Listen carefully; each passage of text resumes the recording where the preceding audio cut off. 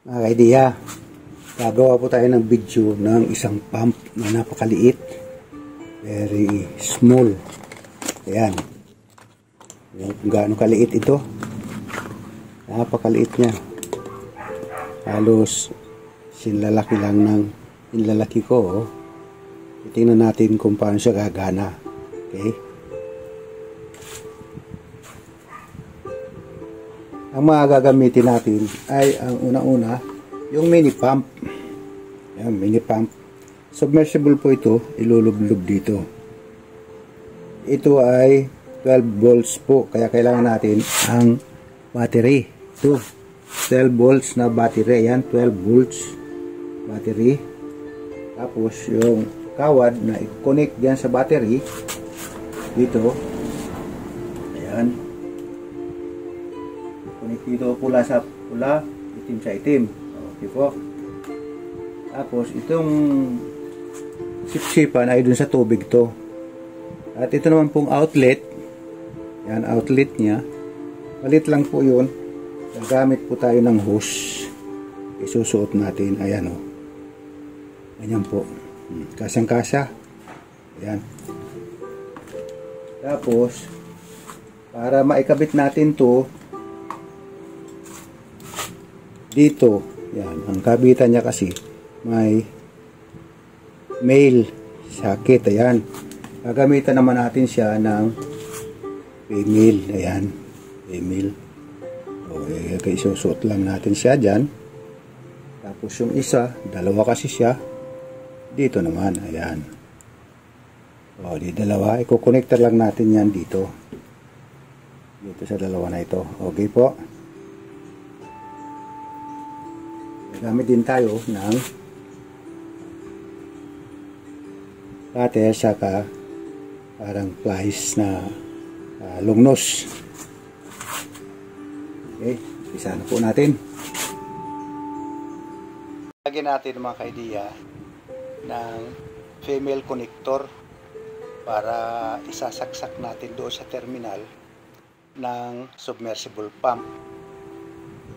Kasi mahirap yung itatali-tali lang natin. Yan, lagyan natin dalawang female connector kasi nga dalawa din ang terminal doon sa lalagyan. Isang black saka isang red. Yan, lagyan natin female connector. Okay, tuloy lang yan mga ka-idea. Hintayin natin hanggang matapos.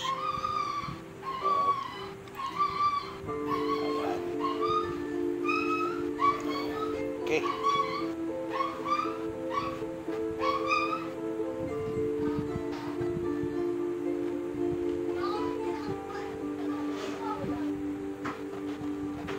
Pag nalagay natin yan mga connector na yan, pwede natin yan testingin at idirekta sa battery. 12 volts po yan. 12 volts kasi yung pump. 12 volts.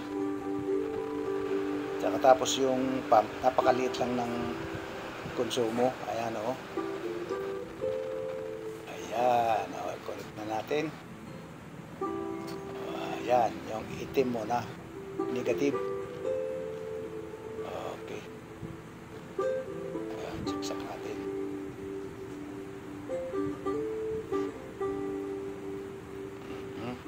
Tapos lagyan naman natin yung positive.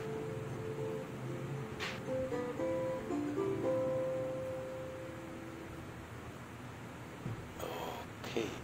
Medyo may katigasan mga ka-idea. Ayan. Medyo maliit. Ayan, natanggal. Ulitin natin. Medyo hidiin natin ng kaunti para makapasok. Ayan, nawala sa eksina. Napalayo. Ayan. Ayan. Ay, naputol. Naputol. Hindi. Lalagyan natin ng exposure yung kawad. Okay. Yung bronze. Ayan. Para pagdiin natin doon sa baterya, ay kumonekta siya. Ayan. Tanggalan natin ng balot. Balot kasi yan, pag andyan, hindi makakonekta ng direkta doon sa baterya, kaya hindi masyado aandar, paandap-andap. Ayan, pwede natin testingin yan. Paandarin muna natin bago natin subukan sa tubig. Okay, yan, tingnan natin. Yan mga kaidiya, lagyan natin yan. Ayan na po. Positive ang pula. Lagay na natin, ikabit natin. Wala pa akong crocodile clam kasi testing lang muna kung andar. Ayan, maandar po yan, nalalaglag pa nga kasi umiigkas. Ayan, umiigkas. Okay. Yan, pwede natin lagyan yan ng hose. Para yung hose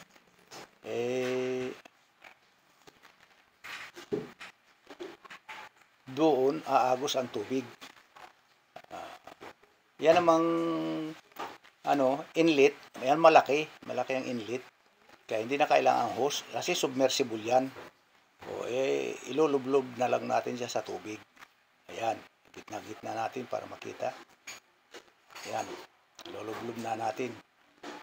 Okay, kailangan nakapasok ng gusto yung submersible para hindi aandar ng malang tubig. Kasi pangit walang tubig, iinit yan, masisira. Yan, testingin na natin. Teka, natanggal. Wala kasing crocodile clam pa. Testing pa lang. Yan. Okay, hope. Diretso natin dyan sa tubig kasi tatalsik. Ayan. Okay, testing na. Hope. Yun. Ayan. Tingnan nyo mga kaidiya. Okay, success. Ayan. Paindap-andap pa. Nawawala-wala kasi. Ayan nadidisconnect kasi yung dulo, yung terminal. Kaya andap-andap.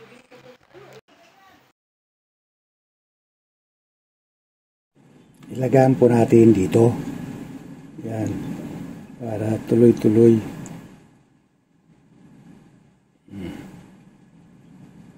Ayan.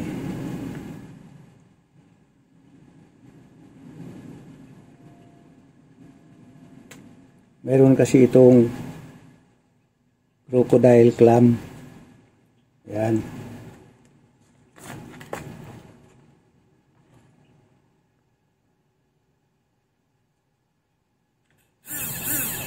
Subukan natin. Ayan.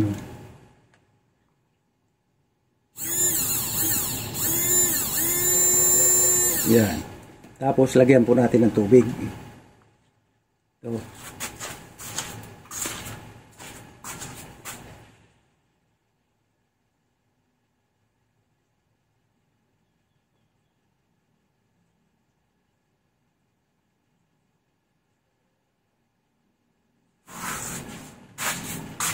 Ayan, may tubig na po yan. Lagay na natin to para sumipsip yan. Oops. Hindi natin pwedeng basain ito kasi magkaroon ng ng ground. Ganyan lang po.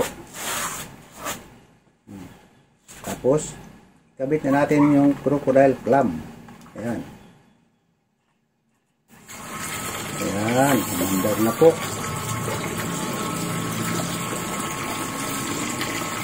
Tuloy-tuloy na. Malayo po ang abot. Pwede pa sa malayo,